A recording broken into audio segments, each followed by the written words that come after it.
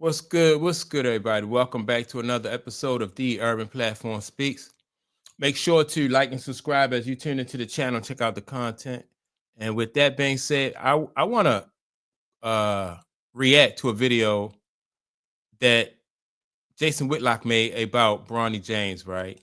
And in this video, Jason Whitlock basically said what I have been saying for even before Bronny James got drafted. I said that once LeBron James is no longer in the league, then Bronny James will be out of the league right behind him and following him. And it was easy to come to that conclusion because Bronny James is definitely not a NBA talent.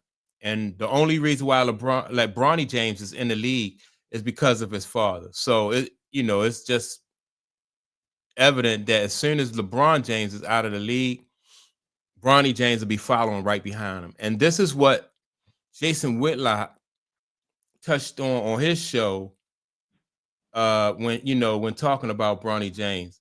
So what I'm gonna do is I'm gonna play the audio, and then after I play the audio, I'm gonna come back and give my reaction.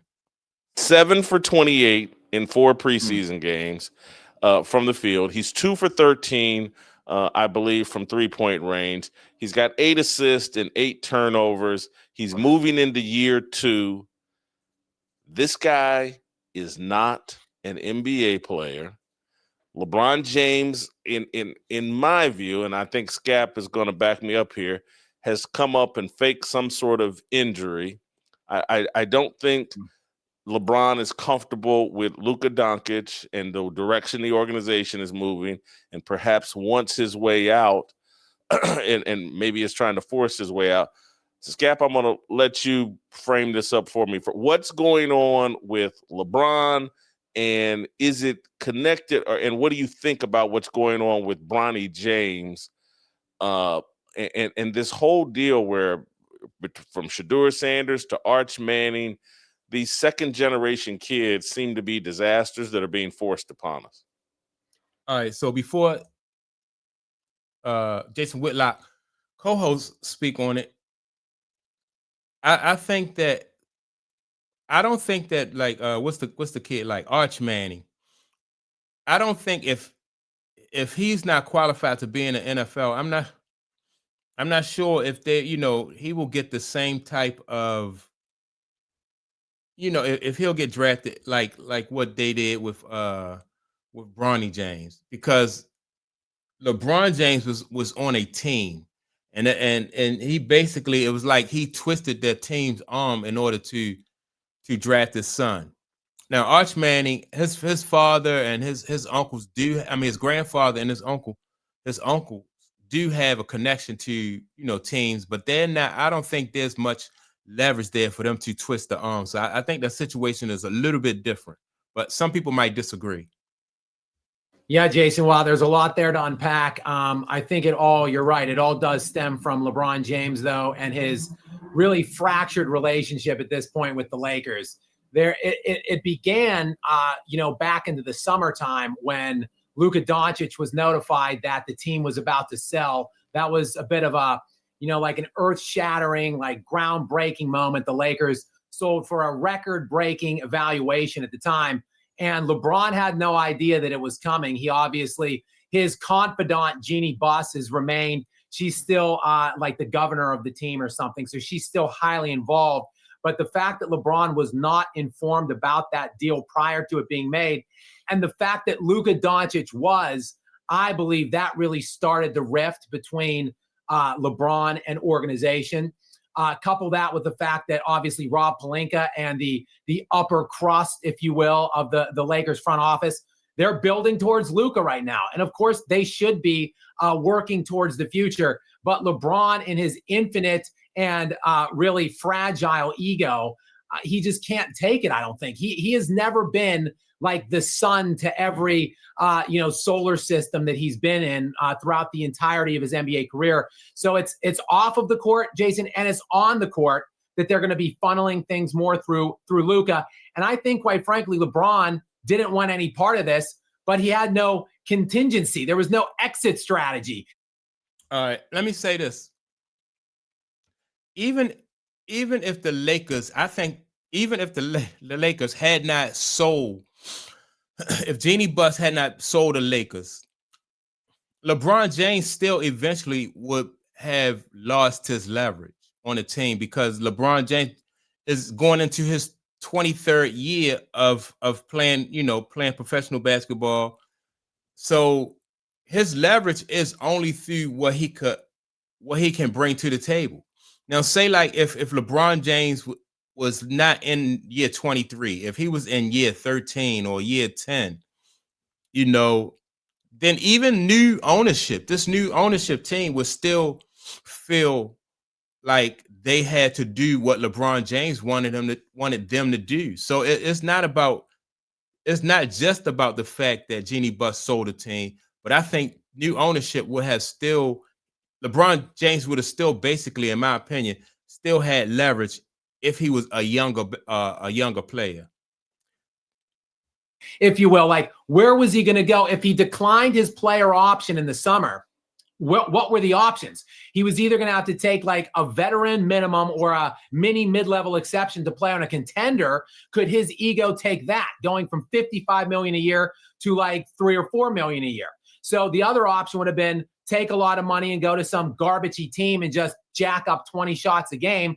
I don't think any of those were appealing for LeBron. So he activated his player option with the Lakers. And now I think he's just kind of trying to figure out what's next for him. What's next for him right now, though, Jason, is, again, you hit the nail on the head. He's faking some kind of nerve inflammation, like a sciatica issue. He's going to miss the first 3 to 4 weeks in the into the regular season. It's gonna stream over. So in the interim, we've gotten a good look at Junior, as you mentioned. Hold Bronny for one James. second. Hold for 1 second. All right, like I said, basically what LeBron James is doing now, like any of the moves that LeBron James make now, really is not. It looks more like pouting than it does like. That's the only effect it really basically had. It just looks more like pouting. When you think about LeBron James, again, in his 23rd year playing, he's a guy who really don't affect winning. As a matter of fact, the Lakers team, play better when LeBron James is not in there. You saw a few examples of that. How Austin, what's his name, Reeves played when LeBron James and when they had Anthony Davis was there. They played a lot better when those guys were not in the lineup. And most of the times, a few of the times, they wound up winning when LeBron and AD wasn't in there. So now that you have Luka, who is going to be in there and who's going to be running things, then you good. You didn't really need LeBron James, who, in my opinion, really didn't affect winning. But let me get back to some more of what they get ready to get into. I've asked you to unpack too much. Let's put a pin there and stick to LeBron James. Steve, what do you make of what Scap is breaking down as it relates to LeBron James and the Lakers relationship? Well, if LeBron is the sun, I want a sunset. I mean, good grief. So if he's already out a couple of weeks, well, then there's good news. He's already in midseason form. And I'm sure you guys have seen that meme where the two Spider-Men are kind of like pointing at each other, right? So this is like two sides saying, you're holding me hostage. And the other side's like, no, you're holding me hostage. This is like a double hostage situation. I mean, I'm just like, one guy can't wait to leave, and the other side probably can't wait for him to leave. And I have a question as a Laker fan in recess. I don't know all the NBA collective bargaining rules. I don't care about that anymore. But should LeBron depart either by trade or he just retires, are we stuck with Bronny Jr.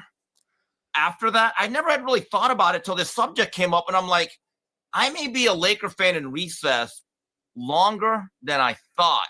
That is depressing. Ugh. Go ahead, Scap. Yeah, I just think that, and it's obvious that the only reason why Bronny is on the team because of LeBron, and then as soon as LeBron is off the team, Bronny will be gone too.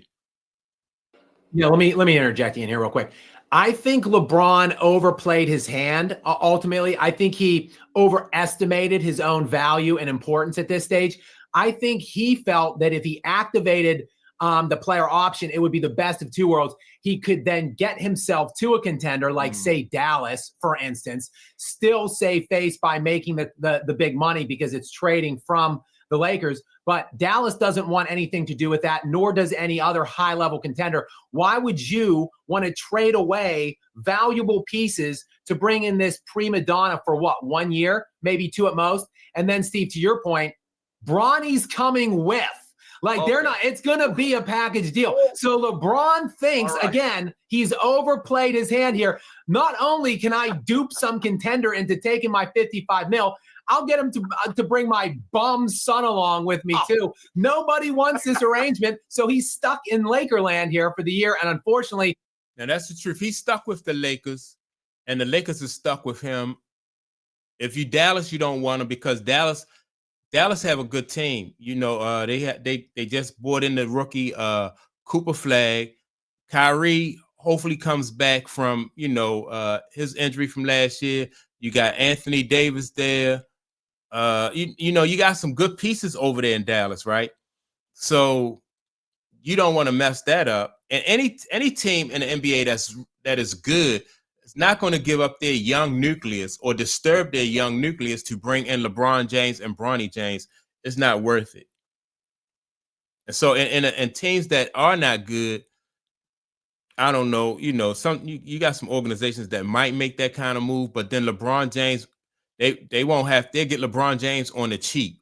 You know, it's almost like in the 2-for-1 deal. You get both of those guys on the cheap. And it's basically about selling tickets. You know, it'll be a sideshow if some team was willing to do that. The Lakers are stuck with Jason, I know you don't go through this because you only fly first in business class. For us plebes, this is like when you go to Southwest Airlines. You got a good seat, right? And then there's a seat right next to you that's open. You don't care who sits next to you. But then all of a sudden, that woman with the crying infant sits right next to you, and you're like, oh, my God. So basically, Bronny is the unwanted carry-on. Gotcha, Scap. Got you. He's got a 4-year deal. Bronny does. And it seems the Lakers seem stuck with him, and for the moment they seem stuck with LeBron. This is a crash landing that I did not anticipate. And I can see why LeBron is caught off guard. That you know, hey, the television ratings are built around me. If I'm not in the finals, I don't make a deep run in the finals, the ratings go down. I don't blame LeBron for overplaying his hand or over. See, LeBron James has been using the same tactics throughout his career. You know, is his strategy. So he read up for that, you know, so he can get that $52 million, right? He read up to get that. But and he had no choice but to re up because there's no market out there for him. Now, like I said, if he was in year 10 or year 13 and he read up for that 52 million, then there may be another team that was out there that will want him because he still has some gas in the tank. But you're talking about a guy that's over 40 years old, been in the league for 23, going on 23 years now, and he's bringing his son. So you're talking about bringing 2 players to your team that can't help your team, number one. And then you're talking about possibly giving up something to get him and disturbing the chemistry.